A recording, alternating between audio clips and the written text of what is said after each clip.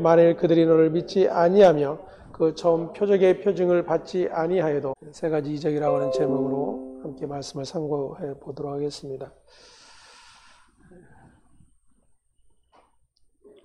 하나님께서 모세를 불러내셨고 이제 그를 통하여 하나님의 구원의 역사를 이제 이루는 그러한 도구로 사용을 하십니다. 그러나 하나님의 계획과 하나님의 뜻을 알지 못하였던 모세는 여전히 자신의 힘과 능력과 자신이 할 수 있는 어떤 것들을 계속해서 찾게 되죠. 하지만 이미 그는 노인이 되었고 왕궁에서의 모든 삶을 이제 뒤로 한 채 목자로서의 삶을 사는 그러한 자가 되어 있습니다. 그러한 그를 하나님께서 불러내셨고 이제 내 백성을 이끌어내라고 말씀을 하십니다. 내 발의 신을 벗으라라고 말씀하시면서 내가 선 곳은 거룩한 땅이다 라고 말씀하셨죠. 모세는 하나님 앞에 부름을 받고 그가 이제 하나님이 말씀하시는 그 모든 말씀을 순종해야 하는 그런 종으로서 불러내셨던 것을 우리가 살펴보았습니다.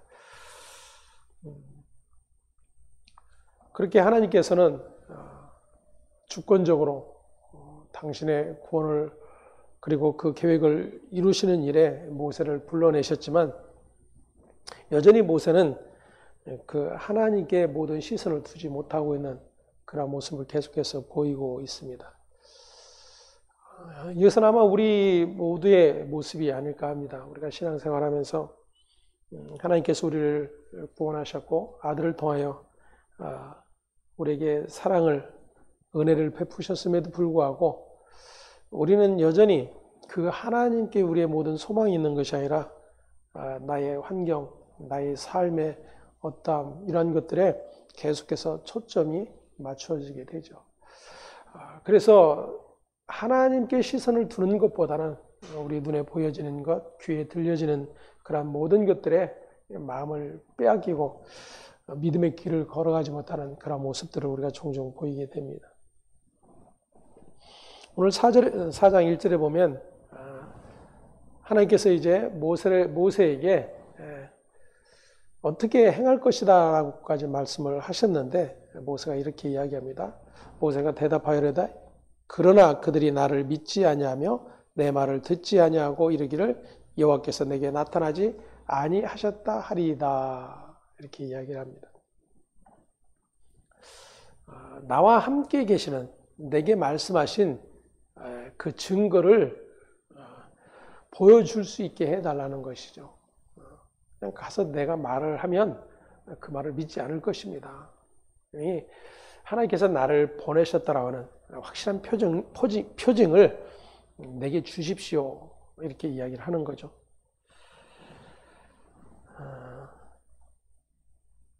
우리는 하나님 앞에 표징을 구할 때가 많죠. 우리가 기도하면서 하나님 이렇게 해주시면, 이렇게 응답해 주시면 또 그렇게 내게 베푸신 은혜를 또 다른 자들에게 내가 전하며 증거하겠습니다. 이런 이야기들을 우리가 하기도 하고 또 그렇게 하나님 앞에서 기도를 하기도 합니다. 어쩌면 당연한 그런 모습일 수 있을 것 같아요. 하나님은 우리의 눈에 보이지도 않고 내가 하나님을 그리고 예수 그리스도를 전할 때 그 상대방에게 들을 수 있는 어떤 음성으로 나타나시든지 아니면 어떤 보이는 형상으로 나타나 주신다라면 그들이 정말로 하나님이 계시구나, 예수님이 살아계시구나 이런 생각을 가질 수 있을 텐데 전혀 보이지 않잖아요. 들려지지도 않고 사실은 불신자에게 뿐만 아니라 우리 역시도 마찬가지 아닙니까? 우리의 눈에 하나님은 보이신 적도 없고 우리의 귀에 그의 음성이 들려지지도 않기 때문입니다. 그래서 우리는 자꾸만 하나님이 살아계시고 나와 함께 계신 증거를 우리가 보기를 원하는 거예요. 그러면 믿겠다라는 겁니다. 근데 사실 이것은 굉장한 불신앙이죠. 그것은 믿음의 행위가 아닌 거예요. 모세는 지금 하나님께서 지금 내가 너를 종으로 불렀고 너는 이제부터 내가 시키는 일만 하면 된다라고 말씀을 하셨어요. 그 말씀은 내가 모든 일을 해 갈 것이다라는 거예요. 그러니까 모세가 할 일은 뭐예요? 하나님께서 말씀하시면 그것을 가서 말하고 전하는 것밖에 없어요. 자기가 뭔가를 해야 되는 일이 아니에요. 그리고 자기가 뭔가 능력을 나타내고 상대방이 굴복할 만한 어떤 것들을 드러내야 하는 그러한 책임이 있는 자도 아니에요. 그 모든 일은 하나님께서 하실 것이기 때문입니다. 이 하나님께서 행하신다라고 하는 이 믿음이 우리에게 얼마나 귀한가라고 하는 것을 잠깐 살펴보기를 원합니다. 우리는 성경을 통해서 이 믿음이라고 하는 것이 얼마나 중요한가라고 하는 것을 우리는 익히 들어 알고 있습니다. 그래서 믿음만 있으면 예수님이 복음서에 말씀하셨던 것처럼 믿음이 있으면 이 산을 바다에 던져 빠뜨리우리라 라고 해도 그렇게 될 것이다. 뭐 이런 표현들을 우리가 대하면서 정말 믿음만 있으면 우리는 만사 형통 이런 생각을 하죠.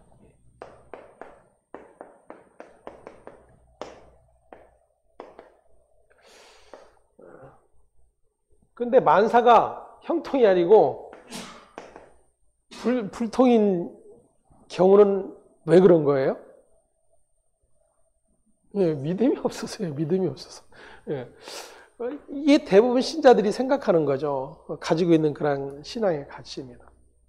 믿음만 있으면, 나에게 조금만 믿음만 있으면, 아니 조금만 더 나에게 강한 믿음만 있으면 형통할 텐데.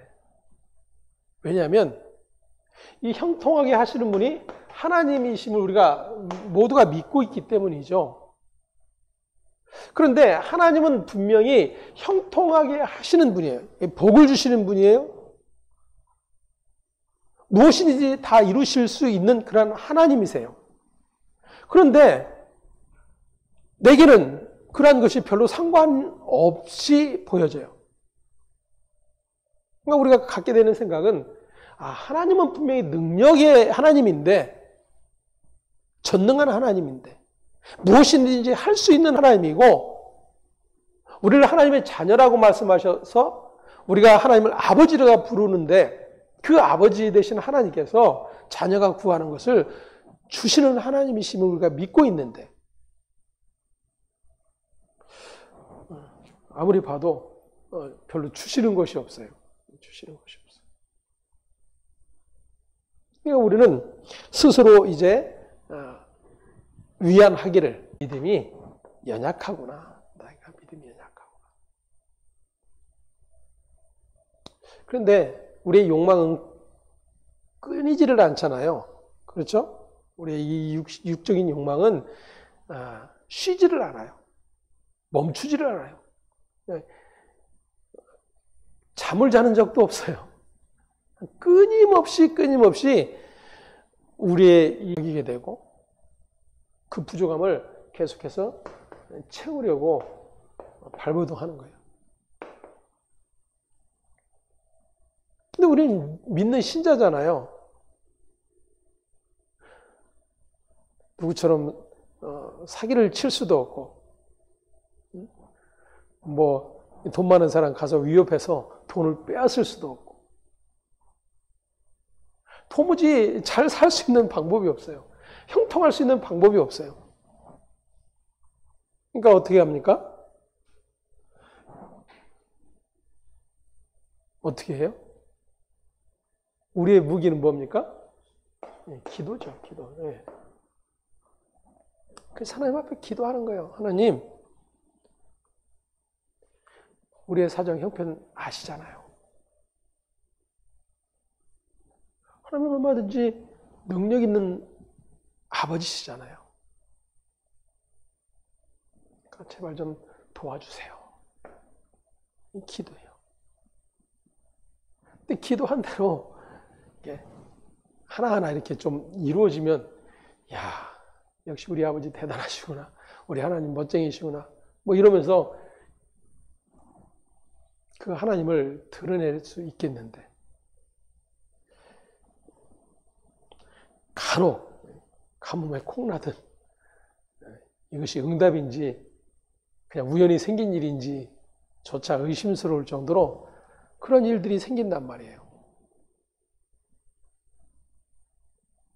그럴 때 열심히 기도하는 사람일수록 어떻겠어요? 더 낭망하겠죠. 왜 하나님은 내 기도를 들어주지 않을까? 왜 나는 믿음이 없을까? 자꾸만 이렇게 가게 되는 거예요. 왜 이런 일이 일어나는가? 그것은 하나님께 모든 것을 두지 않기 때문에,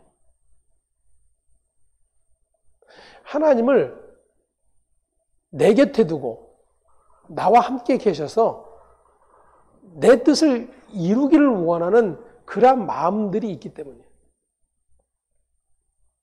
지금 모세가 그러하는 거죠. 하나님 나를 보내시면 그들이 콧방귀를 낄 텐데, 도무지 믿지도 않을 텐데, 뭔가 나에게 표징을 주셔야 되지 않겠습니까? 이야기를 하는 거예요. 2절에 하나님께서 그에게 이렇게 말씀하십니다. 내 손에 있는 것이 무엇이냐? 그가 이르되 지팡이니이다 그랬어요. 아마 목축을 하던 자였기 때문에 짐승들을 쫓아내고 또 가축을 인도하는 그런 도구였지 않을까 싶어요. 그렇게 이제 모세가 들고 있던 지팡이를 하나님께서 말씀하십니다. 그것을 땅에 던지라 말씀하시죠. 그래서 모세가 지팡이를 땅에 던지니 어떻게 됐어요? 뱀이 된지라 그랬어요.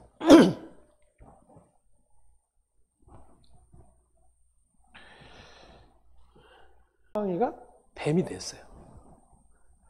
자, 그런데 좀 이상하지 않으신가요? 여러분들 읽어보시면서 뱀 그러면 별로 이렇게 친숙하지 않아서,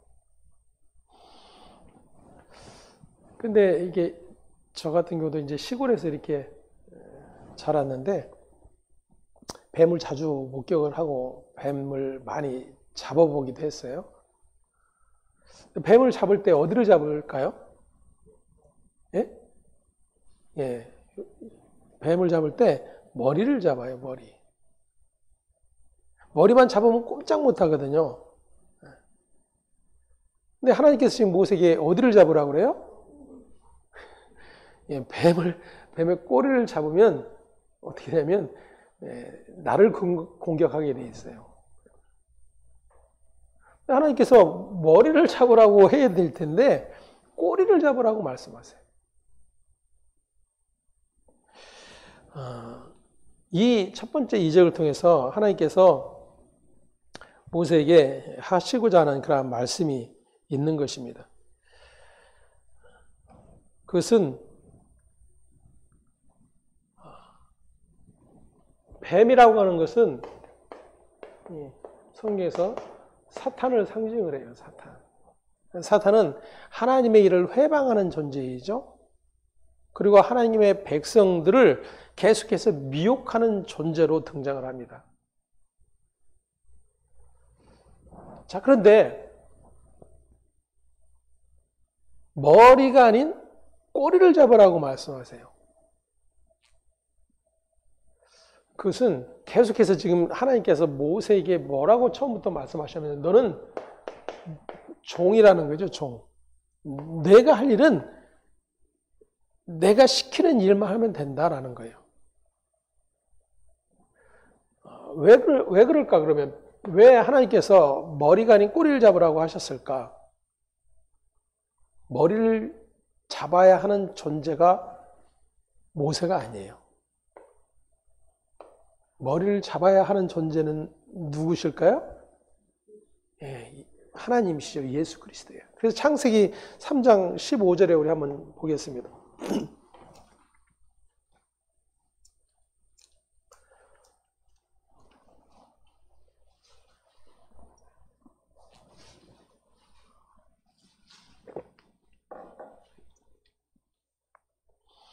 네, 함께 봉독합니다. 내가 너로 여자와 원수가 되게 하고 내 후손도 여자의 후손과 원수가 되게 하리니 여자의 후손은 내 머리를 상하게 할 것이요 너는 그의 팔꿈치를 상하게 할 것이니라 하시고 아멘.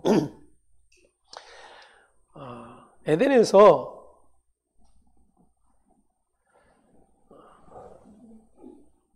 아담과 하와를 미혹했던 존재, 사단적 존재가 뱀으로 등장을 하죠. 근데 하나님께서 아담이 범죄한 후에 해 주시는 말씀이에요. 그렇게 하나님의 구원을, 하나님의 택한 백성을 하나님으로부터 멀어지게 하는 그러한 존재 사단을 누가? 여자의 후손이, 여자의 후손. 여기서 여자의 후손이 가리키는 것은 예수 그리스도예요. 머리를 상하게 할 것이니라 말씀을 하고 계셨던 거예요. 지금 이제 하나님께서 구원을 이루시고 계시는 과정이죠. 애굽에서 이스라엘을 이끌어내요. 이제 하나님이 약속하신 그 구원의 자료로 이끌어 내시는 그런 시점에 있어요.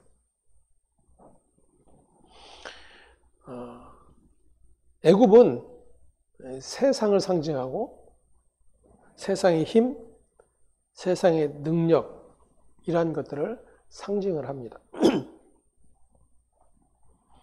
다시 말하면 사단에게 붙들려 있는 그러한 세상적 존재를 가리키고 있는 것입니다. 그런데 지금 그 애굽에서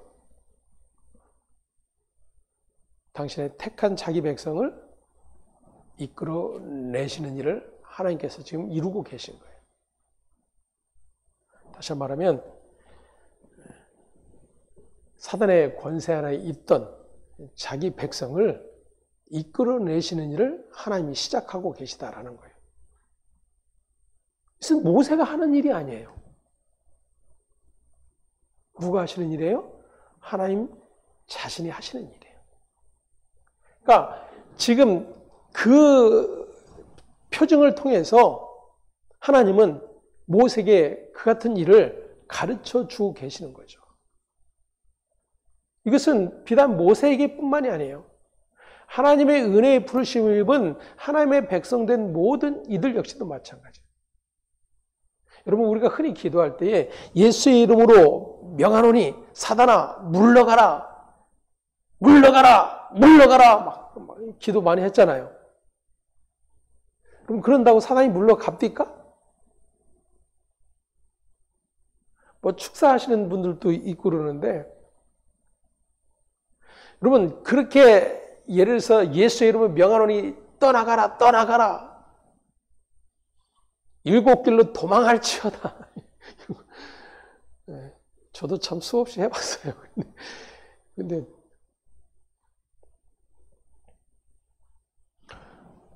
그러면 사단이 그런다고 떠나갑니까? 그렇게 예수님을 물리치고 나면 악한 생각, 세상적 어떤 것들의 마음을 빼앗기는 일이 전혀 생기지 않던가요? 너 언제 그랬느냐? 쉽게 우리는 뒤돌아서면 세상적 모든 가치에 우리의 눈과 귀와 우리의 마음이 순식간에 돌아서 있는 우리를 보게 돼요. 여러분, 우리는 사단을 물리칠 수 있는 존재가 아니에요. 사단에 의해서 계속해서 미혹과 회방을 받을 존재일 뿐이지, 그 사단을 이기고 승리할 수 있는 존재가 아니다, 그 이야기예요. 그래서 하나님께서 이미 창세기에서 말씀하신 거예요. 내가 할 것이다라는 거예요. 내가 할 것이다. 왜요? 여러분 보세요. 이 에덴에서 이미 아담과 하와가 승리했어요? 승리했어요? 실패했어요? 실패했잖아요.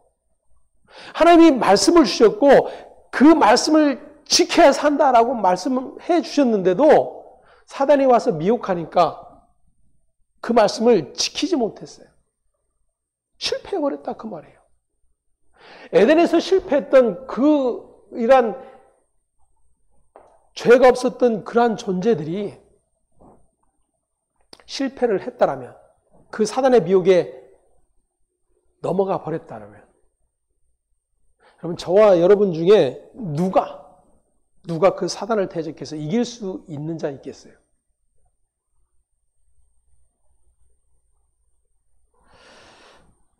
좀 이렇게 깊이 우리가 생각을 해 보아야 됩니다. 물론 사단은 예수의 이름 앞에 굴복할 수밖에 없어요. 근데 우리가 흔히 외치는 예수의 이름으로 그 행위는 뭐냐면 예수의 힘을 내가 빌려 너를 응징하겠다라는 거예요.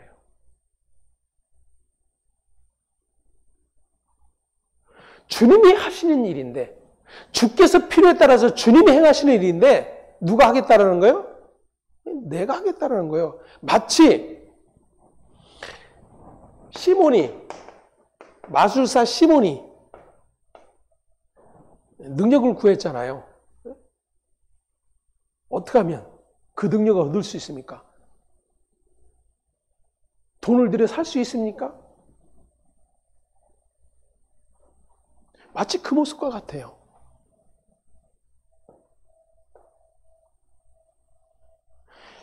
예수 이름으로 명하노니 떠나갈지어다.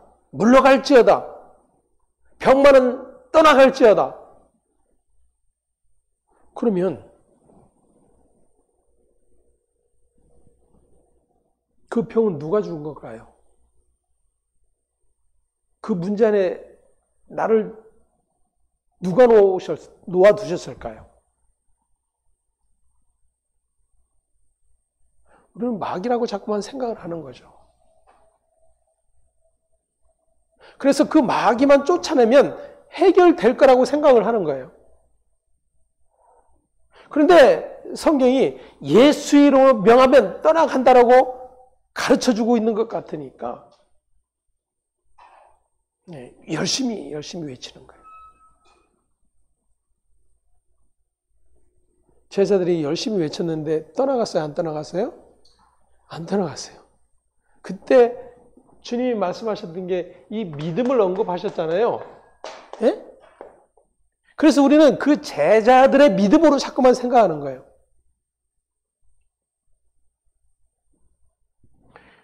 주님 말씀하신 이 믿음은 너희가 할 수 있는 것이 아니라는 거예요.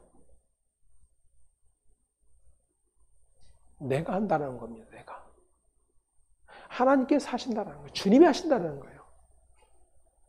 근데 언제 하시느냐 그거예요. 언제 하시느냐. 당신의 뜻에 따라, 당신의 때에. 근데 그것을 내 상황에 맞춰달라고, 내 이 상황 가운데 이루어달라고 외쳐야 되는 건 뭐예요? 내가 하는 거예요. 내가. 지금 모세하고 똑같은 일을 하는 거죠. 하나님께서 네가 그 문제를 해결할 존재가 아니야 라는 거예요. 네가 내 백성을 애굽에서 이끌어낼 수 있는 존재가 아니야. 내가 할 거야. 내가. 내가 할 거야. 그럼 모세가 해야 될 일은 뭐예요?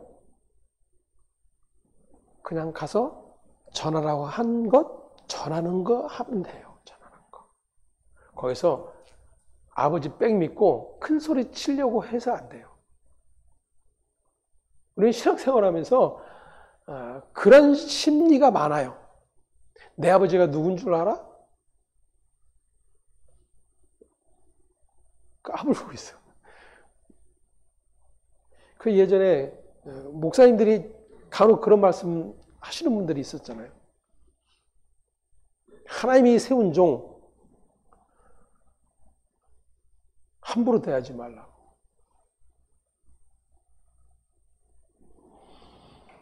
지금 모세처럼 똑같은 일을 하고 있는 거죠.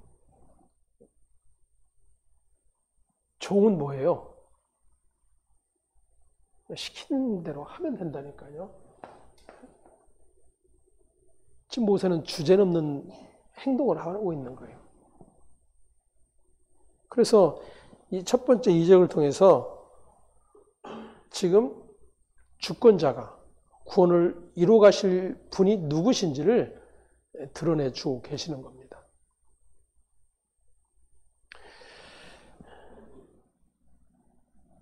우리는 다른 사람을 설득하거나 감화시켜서 세상에서 빠져나오게 하는 그런 존재가 아니에요.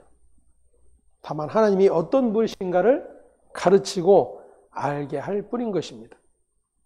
그리고 나머지는 하나님이 하실 문제예요. 이 부분에 대해서 신자는 명확한 지식을 가지고 있어야 합니다. 우리는 단지 꼬리를 잡을 뿐이에요. 내가 이것을 해서 어떤 효과를 가져오겠다는 발상을 갖는다든지 이미 내가 머리를 잡겠다라고 하는 잘못된 그런 생각을 갖는 것은 자신이 뭔가를 할 수 있는 존재가 되기를 원하고 있는 거예요. 그것이 창세기로 돌아가 보면 하나님처럼 되기를 꿈꿨던 아담과 하와의 죄된 모습인 겁니다. 두 번째 이적이 나오는데 6절 우리 함께 보겠습니다. 여호와께서 또 그에게 이르시되 내 손을 품에 넣으라 하시매 그가 손을 품에 넣었다가 내어보니 그의 손에 나병이 생겨 눈같이 된지라. 이르시되 내 손을 다시 품에 넣으라 하시매 그가 다시 손을 품에 넣었다가 내어보니 그의 손이 본래의 살로 되더라 왔더라. 아멘. 두 번째는 뭐예요?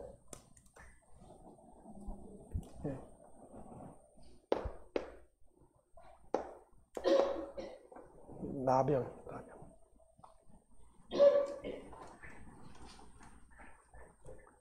나병은 성경에서 부정한 자의 상징입니다. 그리고 죄로 인한 그러한 결과로서 나타나는 경우들이 종종 있습니다.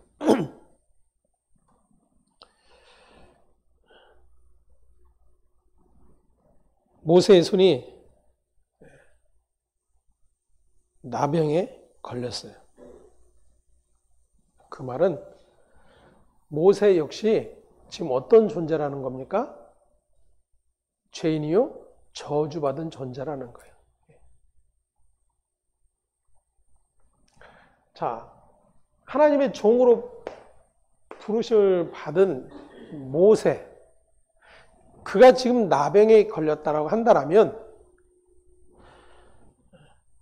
하나님께서 당신의 백성을 애굽에서 이끌으신 이유가 무엇인지를 상징적으로 드러내주고 계시는 거예요. 그들의 죄의 자리에서, 그들의 사망의 자리에서 내가 그들을 건져 구원하겠다라고 하는 말씀인 것이죠. 우리가 여기서 또 한 가지 간과해서는 안 되는 문제가 있는데, 무슨 계속해서 우리가 애굽은 세상이라고 그랬어요. 세상을 상징하는데 이스라엘, 하나님이 택한 이스라엘과 이 애굽은 다르다라고 하는 그런 생각을 갖는 겁니다. 근데 이 같은 생각들은 사실 신자들에게는 모두 가지고 있는 그런 생각들일 거예요. 교회와 세상을 구분하고 교회는 거룩하고 세상은 악하다라고 하는 그런 인식들을 많이 가지고 있죠. 그럼 하나님은 정말 그렇게 보실까 하는 거예요.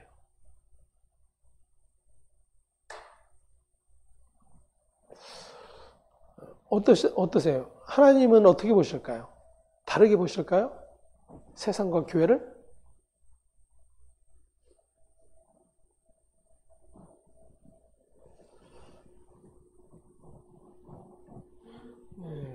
먼저 우리가 한번 이렇게 한번 성경을 통해서 살펴보겠습니다.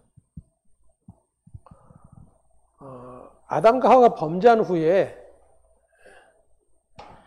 아벨의 후손들 그리고 가인의 후손들 이렇게 양립되어 계속해서 이제 살게 됩니다. 하나님의 은혜로 택함을 받은 자들과 택함을 받지 못한 자들, 셋의 후손들, 가인의 후손들. 근데 창세기 6장에 보면 무엇이 나오죠? 노아의 홍수 사건이 나와요.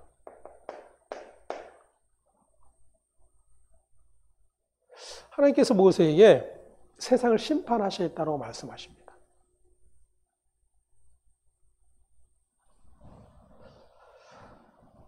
모든 생명 있는 것, 동물부터 공중의 새까지 모두 다 하나님이 심판하시겠다고 말씀하세요. 그리고 노아의 홍수를 통해서 싹 쓸어버리세요. 누구만 남고 노아와 그의 8 식구만 남고. 자, 그러면 그 당시에 선한 마음을 가지고 세상을 착하게 사는 이들이 없었을까요? 모두가 악했을까요? 자기 배만 채우고 이웃의 아픔과 슬픔과 고통은 돌아보지 않는 그런 악함만 가득했을까요? 잘 생각이 안 되시면 오늘 우리가 살고 있는 이 세상을 한번 보십시다. 악한 자만 살고 있어요? 그래서 하나님께서 지금 당장에 불로 심판을 하시든지 물로 심판을 하신다고 할 때 우리가 생각할 때 억울한 자가 있을까요? 없을까요? 예. 저런 사람은 그래도 빼주셔야 되는데 나는 아니어도 우리는 나는 잘 아니까 그렇잖아요. 나는 아니어도 저 사람 정도는 빼주셔야 될 텐데.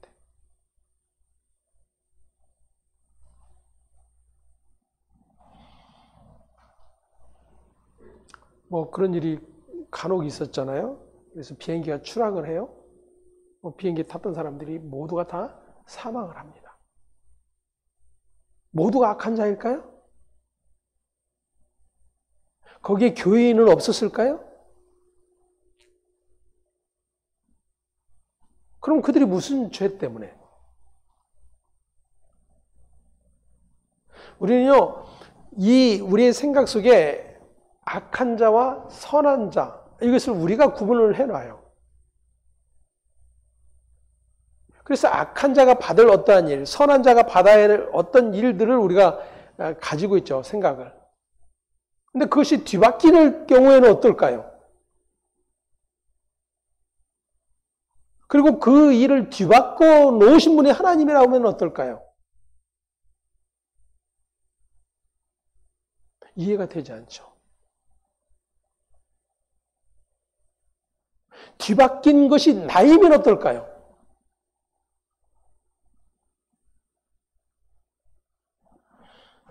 그냥 사람들의 말 때문에도 시험 든다고 흔히들 이야기하는데 하나님이 내 인생을 저 악한 자와 나를 바꿔놓으셨다면 어떨까요? 하나님 믿는 자리에서 떠나고 싶겠죠. 왜 그런 일들이 생길까요? 왜 교회에서 흔히 말하는 시험 드는 일들이 생길까요? 그것은 하나님께 절대적으로 시선을 두지 않았다는 명백한 증거입니다.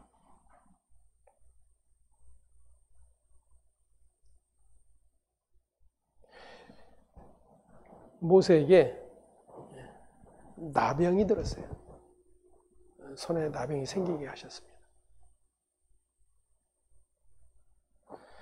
너 가서 전해야 될 일이 무엇인지를 분명히 알라는 거죠. 지금 너를 통해서 이끌려 나올 이스라엘이 거룩하고 그들이 뭔가 하나님 보시기에 의로워서가 아닌 거예요. 애굽이나 이스라엘이나 동일합니다. 하나님 앞에서. 하나님 앞에서 교회나 세상이나 어때요? 동일해요, 여러분.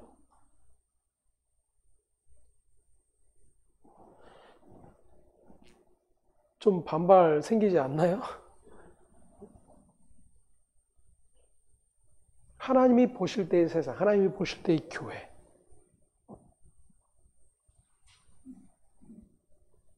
다르지 않아요. 그 다름은 무엇이겠어요? 하나님의 언약이 있느냐? 하나님 언약의 피가 있느냐? 피가 없으면 교회라도 심판의 대상이에요.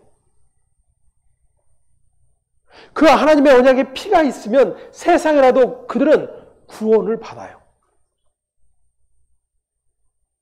기준은 그겁니다, 여러분.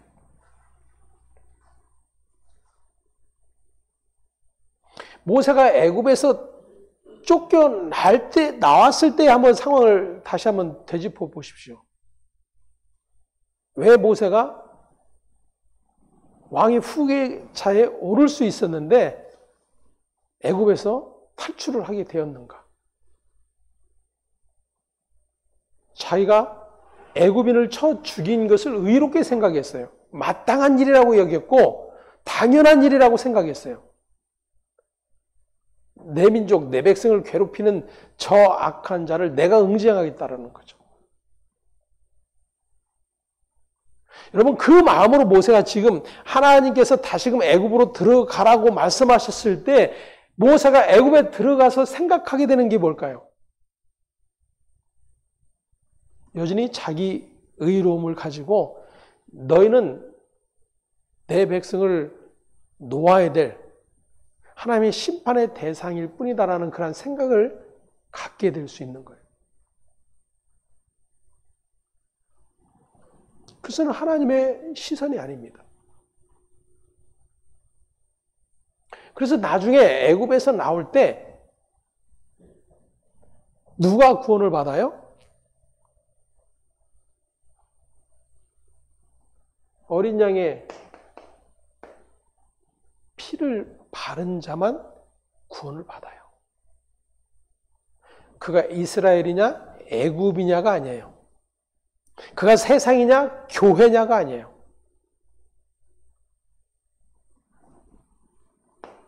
어린 양의 피가 있느냐 없느냐예요. 하나님은 그것만 보시는 거예요. 그것만. 그걸 기준으로 삼으신다 그 이야기예요. 때문에 지금 하나님의 명령으로 애굽에 들어갈 모세가 가져야 될 마음, 그 생각이 무엇인지를 오늘 말씀을 통해서 들여다보게 됩니다. 그것은 모세 이야기뿐만 아니에요. 성경은 언제나 저와 여러분을 향해서 말씀하고 계시기 때문에.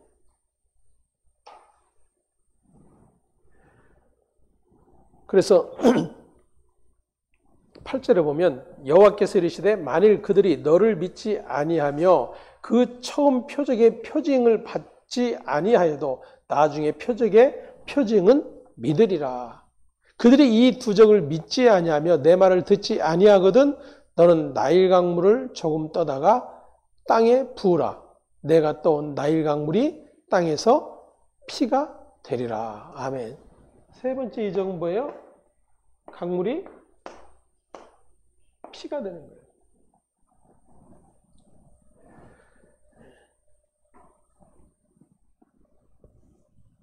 하나님의 뜻을 알지 못한 채 자기 힘을 걱정하고 결과에 대해서 걱정하는 모세에게 계속해서 말씀을 해 주고 계십니다.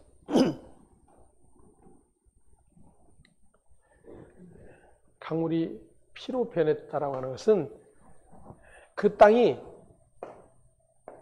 저주의 대상이라는 것을 말씀을 하고 계시는 거예요.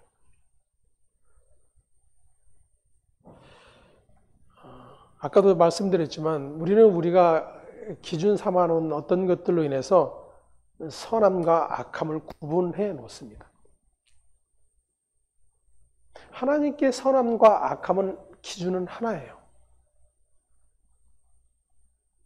어쩌면 이런 이야기에 우리가 혼돈스러울 수도 있을 것입니다.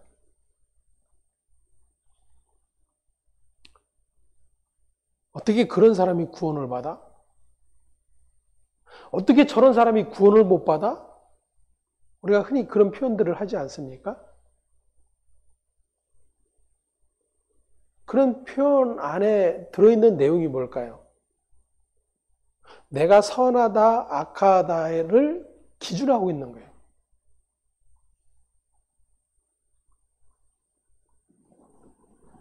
근데 그 기준은 누구에게만 있어요?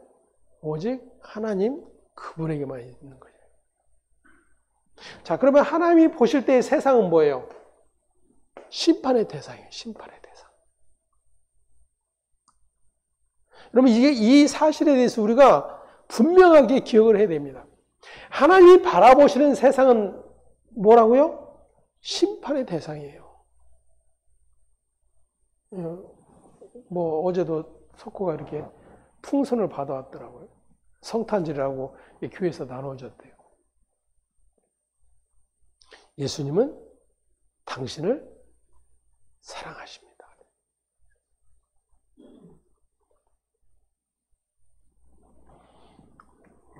어쩌면 굉장히 왜곡된 부분 중에 하나이기도 해요. 하나님이 보시는 세상은 심판의 대상이에요. 저주의 대상이에요. 이 노아의 홍수가 있었던 그 세상. 여러분, 이 노아의 홍수가 있었던 세상은 노아 홍수 후에 달라졌을까요? 뭔가 바뀌어서 이제는 하나님이 그래 내가 이제는 좀 가려서 심판해야지 이러실까요?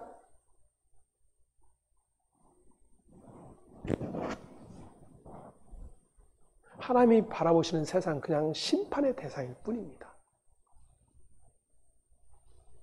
여러분, 하나님의 아들이 이 땅에 오셨다는 것은 너무나도 명백한 그 심판의 대상인 것을 증거해 주고 계신 거예요.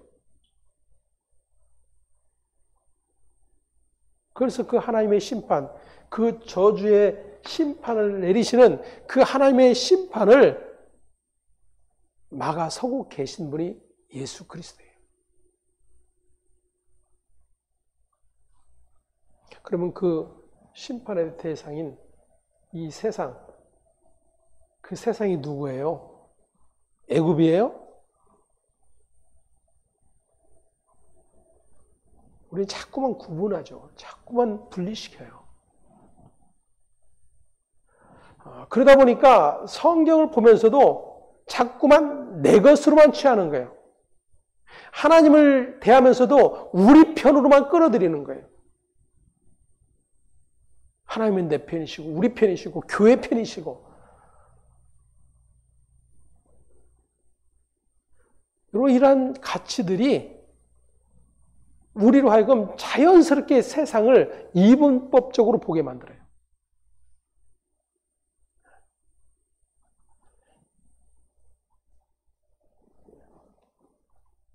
그래서 그런 말씀을 하시던데,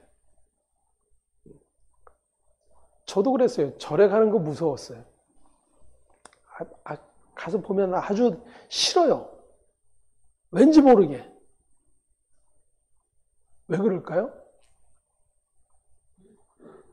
주일학교 다닐 때부터 계속 들어왔거든요. 마귀, 사탄. 막 입구부터 때 막 창 들고 막 그 도끼인가 뭐 들고 막 이렇게 막 무섭게 내려다보고 있는 그런 모습들을 보면서 귀신이라고 생각하고, 교회와 너무나도 대적 관계에 있는 그런 모습으로 자연스럽게 자리 잡고 있었던 거예요. 절에 가서 막 찬송 부르며 사단아 물러가라 막 외치고 그런 일들을 하는 거죠. 내가 사단인 줄 알면, 여러분, 하나님이 보실 때의 세상은 그저 심판의 대상일 뿐인 거예요.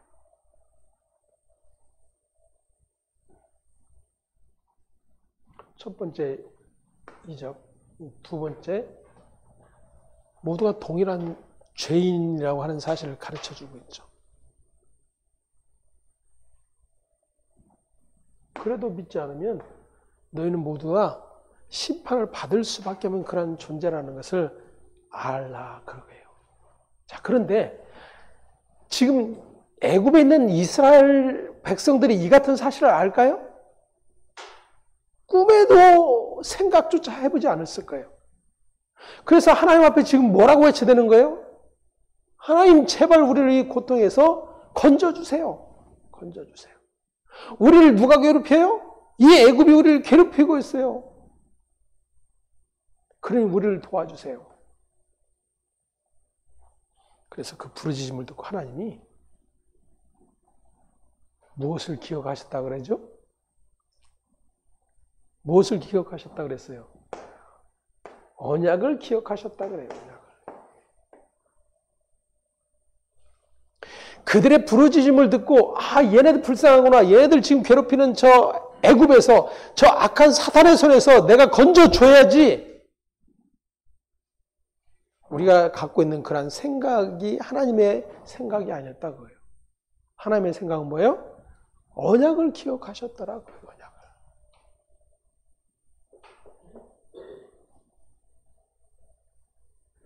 여러분, 아브람과 이삭과 야곱에게 약속을 주셨는데도 그 약속을 받았던 야곱의 가족이 애굽에 들어가서 어떻게 되죠?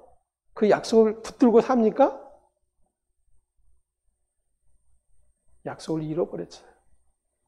그 풍요로움 속에서 세상과 함께 너무나도 친숙한 세상화 되어서 살고 있었다 그 말이에요.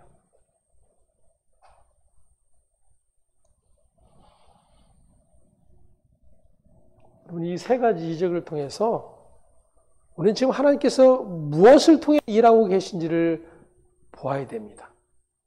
그것이 바로 모세가 지금 보아야 될 내용이에요.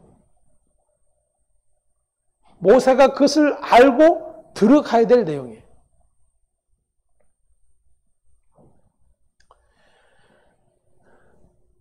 우리는 무언가 내가 증명되기를 원해요. 신앙도 그러고 내 믿음도 그러고 내가 여지껏 교회 안에서 해왔던 어떤 일도 마찬가지죠. 내가 증명되기를 원함만 가득 차 있는 거예요. 근데 하나님은 뭐라고 말씀하시는 거예요?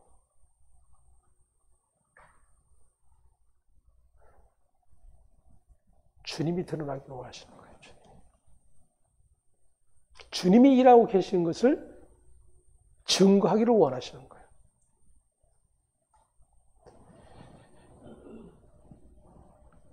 모세는 그렇게 하나님의 관점에서 애국과 이스라엘을 볼 수 있어야 합니다.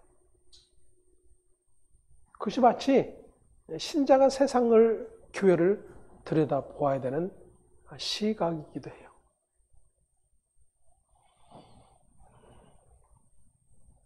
때문에 지금 하나님께서 모세에게 이 세 가지 이적을 보여주셨는데, 하나님께서 이 이적을 보여주신 이유는 모세의 불신앙 때문이에요. 불신앙.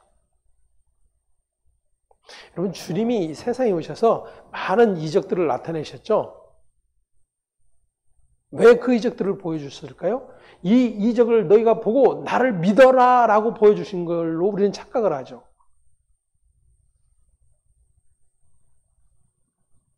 주님이 드러내신 이적은 모두가 우리의 죄됨을 드러내시는 일이에요. 근데 그 죄됨을 들여다보지 못하니까 결국은 예수를 다 떠나는 거예요. 모세에 보여주시는 이적도 역시 마찬가지입니다. 나중에 10가지 재앙도 마찬가지예요. 그들의 죄의 완악함을 계속해서 드러내 심판하시는 하나님의 일하시는 겁니다. 신앙생활하면서 나에게 어떤 이적, 표적들이 나타나기를 굉장히 사모해 왔을 겁니다. 말씀을 통해서 비춰본다라면 그것은 믿음 없는 일이요, 더 나아가 하나님 앞에서 자신이 종인 것을 망각하는 일이에요. 자신이 주인 역할을 하는 거예요. 주인과 동등 되게 해달라는 외침이에요.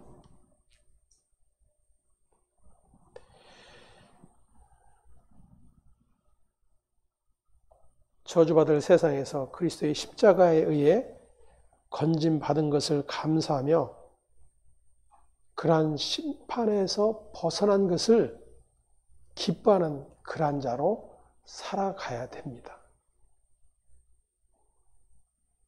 그래서 우리에게 주어진 삶이 어떠한 형편, 어떠한 모습으로 있든지 거기에서 하나님이 불러 구원해주신 은혜와 은총을 기뻐 찬송하는 자로 변함없이 나아가게 되는 것입니다.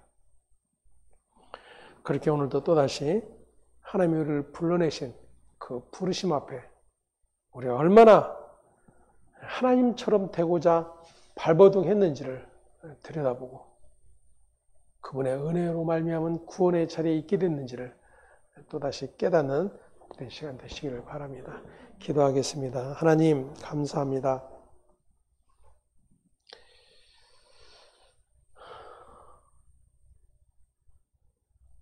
에덴에서 아담과 하와가 그랬던 것처럼 사단의 작은 속삭임에도 우리는 언제나 마음과 생각을 빼앗긴 채 사단을 물리칠 수 있는 그 외침마저도 우리는 나에게 힘을 주셔서 주님의 능력으로 그러한 일이 나타나기를 원하는 그러한 자기 교만만 가득한 것을 또다시 고백합니다. 구원을 이루실 분은 하나님이시고 계획하신 이도 하나님이시며 그 계획을 완성하신 이도 하나님이신 것을 다시금 믿음으로 고백합니다. 하나님이 이루어내신 그 모든 구원의 자리에 하나님이 행하시는 모든 일들이 얼마나 죄된 세상 가운데 저주 아래 놓인 그러한 죄인을 구원하시는 하나님의 구원의 능력이 되는지를 배우게 하시고 그 은혜로 말미암아 날마다 기뻐하는 복된 삶이 될 수 있도록 오늘도 축복하시니 감사를 드립니다. 오늘도 그 믿음 안에 있음을 함께 고백하게 하시고 날마다 주님이 베풀어 놓으신 그 은총을 함께